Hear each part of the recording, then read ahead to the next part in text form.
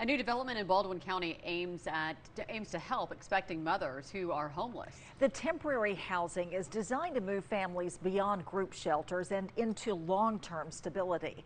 WKRG News 5's Taylor Boyson spoke with the first resident to move in. Opening the door to a new beginning, one home at a time. A ribbon cutting marks the beginning of Mary's Village.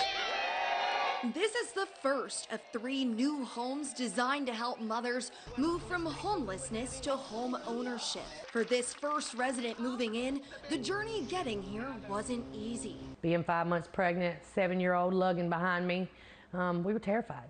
The charitable organization behind Mary's Village, Mary's Shelter, provides a safe place for homeless pregnant women and their children who have nowhere else to go. When we got there, they gave us everything we needed. But leaders say rising rent and limited affordable housing options make it harder for these mothers to move out of group housing. Mary's Village is designed to help bridge that gap. We wanted to build true transitional housing. This is the first step to home ownership for these women. Residents at Mary's Village will pay a monthly fee, but most of it is saved for their future. $700 will be put into an account for them to buy their own home after 2 years.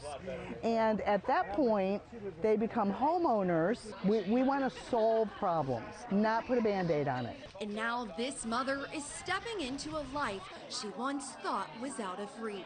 I watched my little girl, she skipped through here and she picked that front room out for herself and she says, "Mom, I can't wait to have my first sleepover." So for me to be able to do that for her, it's amazing. She says this home is more than a place to live, it's a fresh start. I went from being a drug addict who put me in the front of my children to being the mother that I knew I could be. If there's any pregnant women out there that need any kind of help, if you are not safe, please call this phone number because it is life-changing. Unlocking a future that finally feels within reach.